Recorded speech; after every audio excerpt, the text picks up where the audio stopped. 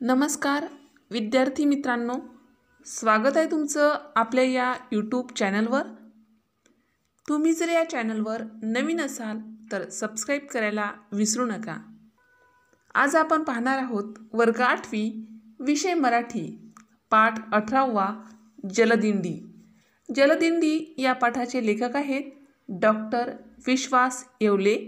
जन्म 1960। डॉक्टर विश्वास येवले हे प्रसिद्ध लेखक, स्त्रीरोग तज्ज्ञ व पर्यावरण अभ्यासक आहेत। लेखकाला जलदिंडी या पाठातून नेमके काय सांगायचे आहे ते आपण थोडक्यात बघूया। प्राचीन काळापासून नद्यांच्या काठी मानवी जीवन फुलले, त्यामुळेच नद्यांना लोकमाता म्हटले जाते। परंतु आजच्या वापरा आणि फेका या जीवनशैलीमुळे नद्यांचे प्रवाह खूपच प्रदूषित झाले आहेत। या पार्श्वभूमीवर आळंदी ते पंढरपूर दरम्यानच्या इंद्रायणी, भीमा, चंद्रभागा नदीच्या पात्रातील प्रदूषण दूर करण्यासाठी 12 वर्षे सुरू राहिलेल्या जलदिंडी या थरारक जलप्रवासाचा परिचय या पाठात करून दिला आहे। प्रस्तुत पाठ जलदिंडीची गोष्ट या पुस्तकातून घेतला आहे। आज आपल्याला या जलदिंडी या पाठाचा अभ्यास स्वाध्यायाच्या माध्यमातून करायचा आहे। चला तर मग स्वाध्यायाला सुरुवात करूया। स्वाध्यायामध्ये प्रश्न पहिला, खालील परिणाम कोणत्या घटना व कृतींचे आहेत ते सांगा। खाली काही परिणाम लिहून दिले आहेत, ते परिणाम कोणत्या घटनेमुळे झाले, कोणत्या कृतीमुळे झाले ते आपल्याला लिहायचे आहेत। त्यामध्ये पहिला परिणाम आहे लेखकाच्या मुलाचा चेहरा करारी दिसू लागला। लेखकाच्या मुलाचा चेहरा करारी दिसू लागला हा एक परिणाम आहे, परंतु हा परिणाम कशामुळे झाला, कोणत्या घटनेमुळे झाला ती घटना आपल्याला लिहायची आहे। तर उत्तर, लेखकांनी मुलाला भित्रट म्हटले, ही ती घटना आहे की लेखकांनी मुलाला भित्रट म्हटले म्हणून लेखकाच्या मुलाचा चेहरा करारी दिसू लागला। दुसरा परिणाम आहे नदीचं सौंदर्य आणि पाण्याचं पावित्र्य काळवंडलं होतं। हा परिणाम आहे कोणता, नदीचं सौंदर्य आणि पाण्याचं पावित्र्य काळवंडलं होतं। हे कोणत्या घटनेमुळे झालं, कोणत्या कृतीमुळे झालं, तर ती कृती आहे पाण्यावर सर्व प्रकारची घाण पसरली होती आणि ती घाण कुजून पाण्यावर एक प्रकारची काळी साय पसरली होती। या कृतीमुळे नदीचं सौंदर्य आणि पाण्याचं पावित्र्य काळवंडलं होतं, हा परिणाम दिसून आला। तिसरा परिणाम आहे इतर लोक आपली घृणा विसरले। इतर लोक आपली घृणा विसरले हा जो परिणाम आहे तो परिणाम कोणत्या घटनेमुळे झाला, तर ती घटना आहे डोळ्यासमोरची जलपर्णी आणि तरंगता कचरा सगळ्यांनी बाहेर काढला। अशा प्रकारे प्रश्न पहिला, खालील परिणाम कोणत्या घटना व कृतींचे आहेत ते सांगा, हा प्रश्न या ठिकाणी पूर्ण केला आहे। प्रश्न दुसरा, खालील आकृती पूर्ण करा। आकृती पूर्ण करण्यासाठी प्रश्न दिला आहे पाण्यातील प्रदूषित घटक। पाण्याचे प्रदूषण होते हे आपल्याला माहीत आहे, परंतु ते कोणत्या घटकामुळे होते त्या घटकांची नावे या आकृतीत लिहून आकृती पूर्ण करायची आहे। तर पाण्यातील प्रदूषित घटक आहेत प्लास्टिकच्या पिशव्या, एक काय आहे प्लास्टिकच्या पिशव्या, 2 एक नकोसा उग्र दर्प, 3 अमर्याद वाढलेली जलपर्णी आणि 4 घाणीमुळे काळे पडलेले खडक व दलदल झालेली काठावरची माती। हे काय आहेत, पाण्यातील प्रदूषित घटक आहेत। अशा प्रकारे प्रश्न दुसरा, दिलेली आकृती पूर्ण करा, हा प्रश्न या ठिकाणी आपण पूर्ण केला आहे। प्रश्न तिसरा, लेखकाच्या मते भूतकाळात केलेली चूक कशी सुधारायला हवी होती या संबंधीच्या घटनाक्रमाचा ओघतक्ता बनवा। या ठिकाणी ओघतक्ता दिला आहे। ओघतक्त्यामध्ये पहिली चूक आणि शेवटची चूक लिहून दिली आहे, मधातल्या 2 चुका आपल्याला लिहायच्या आहेत। पहिले लिहून दिलं आहे की नदीकाठचा विशिष्ट रुंदीचा पट्टा वनराईसाठी राखणे। 2 क्रमांकाला आपल्याला लिहायचं आहे सांडपाणी शुद्ध होऊन मिळालेले पाणी व खत झाडाझुडपांना देणे। 3 क्रमांकाला लिहायचं आहे नदीकाठची सर्व झाडे झुडपे फोपावणे आणि 4 क्रमांकाला लिहून दिलं आहे की नदीपात्रातून येत शहरात शुद्ध हवा पसरणे. अशा प्रकारे लेखकाच्या मते भूतकाळात केलेली चूक अशा प्रकारे सुधारायला हवी होती. या संबंधीचा या घटनाक्रमाचा हा ओघ तक्ता आपण बनवला आहे आणि प्रश्न 3 पूर्ण केला आहे. प्रश्न 4 पालखी सोहळा या शब्दातील अक्षरांपासून पालखी व सोहळा हे शब्द सोडून 4 अर्थपूर्ण शब्द तयार करा. उत्तर: 1 पाल, 2 लळा, 3 खिळा, 4 सोहळा. अशा प्रकारे आपल्याला पालखी सोहळा या शब्दातील अक्षरांपासून पालखी व सोहळा हे शब्द सोडून 4 अर्थपूर्ण शब्द तयार करता येतात. शब्द पुन्हा एकदा ऐका: पाल, लळा, खिळा, सोहळा. प्रश्न 5 स्वमत लिहा.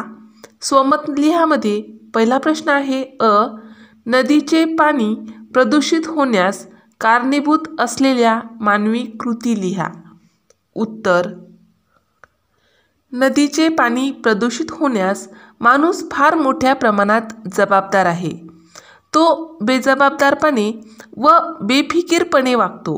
माणसे नदीत अंघोळ करतात, तिथेच कपडे भांडी धुतात, गुरांना तिथेच धुतात, शिवाय नदीतच केरकचरा टाकतात, मलमूत्र विसर्जन करतात.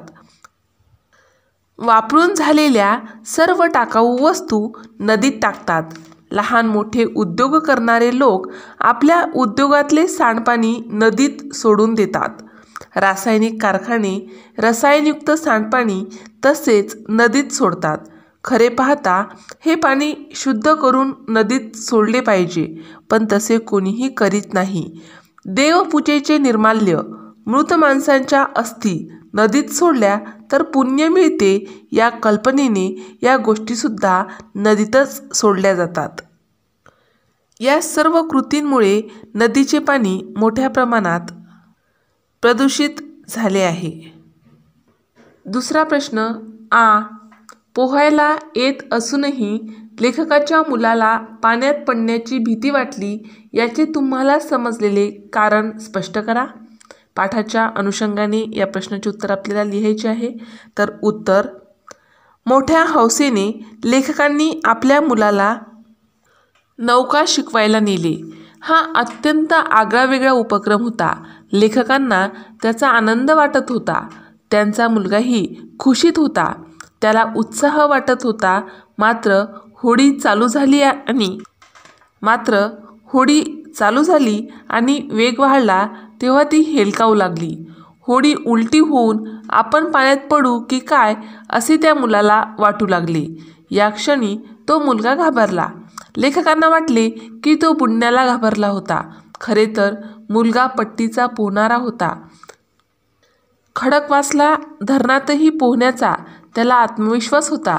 मात्र या नदीचे पाणी प्रचंड घाण झालेले होते. तेथे नाना तऱ्हेचा केरकचरा, सांडपाणी, मलमूत्र, टाकाऊ वस्तू जमा झालेल्या होत्या. अशा पाण्यात कोणालाही उतरण्याची शिसारीच आली असती, किळस आली असती. तीच त्या मुलाला वाटली. त्या घाण पाण्याचा त्याला स्पर्शसुद्धा नको होता, म्हणून तो पाण्यात पडायला घाबरत होता. अशा प्रकारे पोहायला येत असूनही लेखकांच्या मुलाला पाण्यात पडण्याची भीती वाटली याचे आपल्याला समजलेले कारण पाठाच्या अनुषंगाने आपण थोडक्यात स्पष्ट केले आहे. तिसरा प्रश्न जलदिंडीमध्ये सहभागी झाल्यास तुम्ही कोणती कामे आवडीने कराल ते लिहा. उत्तर: जलदिंडीत सहभागी झाल्यास मी कोणतीही कामे आनंदाने करीन. त्यातही मी प्रथम पोहायला शिकेन. पाण्यात कोणतेही काम करणाऱ्याला पोहता यायलाच हवे. त्याचबरोबर बुडणाऱ्याला वाचवण्यासाठी कराव्या लागणाऱ्या युक्त्या मी शिकून घेईन. त्यानंतर मी होडी चालवायला शिकेन. जलदिंडीमध्ये वस्तूंची व माणसांची वाहतूक करण्यासाठी होडी चालवता येणे आवश्यक आहे. यामुळे जलदिंडीतील बरीचशी कामे मला करता येतील. तसेच मी साफसफाईचे कोणतेही काम अत्यंत आवडीने करीन. हे मी मनापासून सांगत आहे. केवळ तोंड देखले बोलत नाही. जलदिंडीमध्ये नको नको त्या घाण वस्तू उचलण्याची वेळ येते. मी न कंटाळता या वस्तू उचलीन. कोणीही न सांगता मी आणखी एक काम करीन. जलदिंडी चालू असताना मी नदीकाठी वेगवेगळी झाडे लावण्याचे काम करीन. अशा प्रकारे जलदिंडीत मी सर्व कामे आनंदाने करीन. अशा प्रकारे जलदिंडीमध्ये सहभागी झाल्यास कोणकोणती कामे आवडीने कराल या प्रश्नाचे उत्तर आपल्याला अशा पद्धतीने लिहिता येते. शिवाय अजूनही काही कामे तुम्हाला करता येत असतील किंवा सुचत असतील तर या प्रश्नाच्या उत्तरामध्ये लिहिले तरी चालतील. प्रश्न चौथा ई. स्वतःचे हात वापर की कचरा काढायला. लेखकाच्या आईच्या या उपदेशातून तुम्ही काय शिकाल? उदाहरण लिहा. उत्तर. दुसऱ्यांना उपदेश करून सांगितलेली कामे कधीच पार पडत नाहीत. आम्हाला शाळेत उपक्रम पार पाडताना अनेक कामे सांगितली जातात. बहुतेक जण कामे टाळतात. हॉलमध्ये एखादा कार्यक्रम असला तर सतरंजी पसरणे, खुर्च्या लावणे, टेबल खुर्च्या पुसणे वगैरे कामे करावी लागतात. सर अनेकांना बोलावून ही कामे वाटून देतात. पण कामे वाटून दिल्यावर बरेच जण कामे टाळतात, कशीबशी पार पाडतात. आमचे जाधव सर मात्र कोणाला काहीही सांगत नाहीत. तेच सतरंजीचे एक टोक उचलतात आणि पसरायला सुरुवात करतात. मग काय, सर्व मुले धावतात. मग ते 4-5 मुलांना सतरंजी पसरण्याचे काम वाटून देतात. टेबल खुर्ची पुसायची असेल तर फडका घेतात आणि सुरुवात करतात. अशा प्रकारे जाधव सर न बोलता काम करून घेतात. म्हणूनच लेखकांच्या आईचा उपदेश मला खूप पटतो. बोलण्यापेक्षा कृतीचा प्रभाव जास्त पडतो हेच खरे. अशा प्रकारे प्रश्न 5वा स्वमत लिहा. या प्रश्नांची उत्तरे या ठिकाणी आपण सविस्तर अभ्यासली आहेत. स्वाध्यायानंतर आपण खेळू या शब्दांशी बघूयात. त्यामध्ये अ आहे, खालील वाक्यातील काळ ओळखा. खाली काही वाक्य दिली आहेत, त्या वाक्यातून आपल्याला काळ ओळखायचा आहे. काळ म्हणजे ते वाक्य भविष्यकाळातील आहे, वर्तमान काळातील आहे की भूतकाळातील आहे हे ओळखायचं आहे. तर त्यामध्ये पहिलं वाक्य आहे अ. जलपर्णी काढण्याचे काम सुरू होईल. उत्तर भविष्यकाळ. हे वाक्य भविष्यकाळातील आहे. दुसरं वाक्य आहे, मदतीचा हात लगेच पुढे आला. हे वाक्य भूतकाळातील आहे. मदतीचा हात लगेच पुढे आला म्हणून उत्तर लिहायचं आहे भूतकाळ. तिसरं वाक्य आहे, त्यांनी मुलाला नौका शिकवण्याचे ठरवले होते. हे वाक्य भूतकाळातील आहे म्हणून त्यांनी मुलाला नौका शिकवण्याचे ठरवले होते. उत्तर लिहायचं आहे भूतकाळ. आणि शेवटचं वाक्य, पंढरपूरला लोक चालत जातात. हे वाक्य वर्तमान काळातील आहे म्हणून पंढरपूरला लोक चालत जातात. उत्तर लिहायचं आहे वर्तमान काळ. अशा प्रकारे दिलेली वाक्य कोणत्या काळातील आहेत ते ओळखून आपण त्या वाक्यासमोर लिहिलं आहे. यानंतर खेळू या शब्दांशी. यामध्ये आ आहे, खालील वाक्यांचा प्रकार ओळखा. खाली काही वाक्य दिले आहेत, त्या वाक्यांचे प्रकार ओळखायचे आहेत. म्हणजेच ते वाक्य प्रश्नार्थी आहे, उद्गारार्थी आहे, विधानार्थी आहे की आज्ञार्थी आहे. अशा प्रकारे त्या वाक्याचे प्रकार आपल्याला ओळखायचे आहे. तर त्यामध्ये पहिलं वाक्य आहे अ. पण तसा प्रयत्न यशस्वी होईल का. आता या वाक्यातून आपल्याला वाक्याचा प्रकार ओळखून लिहायचा आहे. तर त्या वाक्याचा प्रकार आहे प्रश्नार्थी वाक्य. पण तसा प्रयत्न यशस्वी होईल का, हे काय आहे, प्रश्नार्थी वाक्य आहे. दुसरं वाक्य आहे, पण एवढं मोठं कार्य. उत्तर आहे उद्गारार्थी वाक्य. पण एवढं मोठं कार्य हे उद्गारार्थी वाक्य आहे. आणि तिसरं वाक्य, त्यांना थकवा जाणवत नव्हता. त्यांना थकवा जाणवत नव्हता हे विधानार्थी वाक्य आहे. उत्तर लिहायचं आहे विधानार्थी वाक्य. आणि चौथं वाक्य, कचरा काढायला स्वतःचेच हात वापर. हे आज्ञार्थी वाक्य आहे. कचरा काढायला स्वतःचेच हात वापर, त्यासमोर लिहायचं आहे आज्ञार्थी वाक्य. अशा प्रकारे दिलेल्या वाक्यांचे प्रकार ओळखून आपण लिहिले आहेत आणि खेळू या शब्दांशी यामध्ये दिलेले प्रश्न पूर्ण केले आहेत. खेळू या शब्दांशी यानंतर आपण समजून घेऊया. यामध्ये जे व्याकरण दिलं आहे त्याचा अभ्यास आपल्याला करायचा आहे. द्वंद्व समास आहे त्यामध्ये खालील उदाहरणे अभ्यासा व त्यातील सामासिक शब्द शोधा. वाक्य आहेत: मुलांनी आईवडिलांची आज्ञा पाळावी, ताई गावाहून 4-5 दिवसात परत येईल, दूरच्या प्रवासात सोबत अंथरूण पांघरून न्यावे. असे ही 3 प्रकारची वाक्य आहेत. तर या वाक्यामध्ये सामासिक शब्द आहेत आई वडील, 4-5, अंथरूण पांघरून. आई वडील या शब्दाचा विग्रह होतो आई आणि वडील. दुसरा शब्द आहे 4-5. 4-5 या सामासिक शब्दाचा विग्रह आहे 4 किंवा 5. आणि तिसऱ्या वाक्यातील शब्द आहे अंथरूण पांघरून. अंथरूण पांघरून या सामासिक शब्दाचा विग्रह होतो अंथरण्यासाठी व पांघरण्यासाठी लागणाऱ्या वस्तू व इतर कपडे. द्वंद्व समासाची वैशिष्ट्ये कोणकोणती आहेत बघा. दोन्ही पदे महत्त्वाची असतात. सामासिक शब्दाचा विग्रह आणि, व, अथवा, किंवा या उभयान्वी अव्ययांनी करतात. दोन्ही पदांच्या अर्थाशिवाय त्याच जातीच्या इतर पदार्थांचाही समावेश विग्रहात केलेला असतो. खाली सामासिक शब्दांचा विग्रह करा. खाली काही सामासिक शब्द दिले आहेत. त्या सामासिक शब्दांचा आपल्याला विग्रह करायचा आहे. पहिला शब्द आहे भाजीपाला. भाजीपाला या शब्दाचा विग्रह करता येतो भाजीपाला वगैरे. दुसरा शब्द आहे सुखदुःख. सुखदुःख या शब्दाचा विग्रह होतो सुख आणि किंवा दुःख. आणि किंवा हा 2 शब्द आपण या ठिकाणी वापरू शकतो, जसे की सुख आणि दुःख किंवा सुख किंवा दुःख. अशा प्रकारे सुख दुःख या शब्दाचा विग्रह करता येतो. त्यानंतर तिसरा शब्द आहे स्त्री पुरुष. स्त्री पुरुष या शब्दाचा विग्रह होतो स्त्री आणि पुरुष. आणि केर कचरा. केर कचरा या शब्दाचा विग्रह होतो केर कचरा वगैरे. अशा प्रकारे दिलेल्या सामासिक शब्दांचा विग्रह करता येतो. अशा प्रकारे आपण द्वंद्व समास या ठिकाणी पाहिला आहे. दुसरा समास आहे बहुव्रीही समास. बहुव्रीही समासाची आपल्याला वैशिष्ट्ये बघायची आहे, त्यामधील वाक्य बघायचे आहे, शब्द बघायचे आहे आणि शब्दाचा विग्रह कसा करतात तो सुद्धा बघायचा आहे. तर खालील उदाहरणे अभ्यासा व त्यातील सामासिक शब्द शोधा. तर ती उदाहरणे आहेत. पहिलं उदाहरण: चंद्र तारे अनंत आकाशात उगवतात. 2. शिक्षकांनी चौकोनाचे गुणधर्म शिकवले. 3. लंबोदराला मोदक आवडतात. 4. दुष्काळात निर्धनाने कोणाकडे बघावे. या वाक्यामधील सामासिक शब्द आहेत अनंत, चौकोन, लंबोदर, निर्धन. आता या सामासिक शब्दाचा विग्रह सुद्धा आपण या ठिकाणी लिहूया. अनंत या शब्दाचा विग्रह होतो नाही अंत ज्याला तो. चौकोन.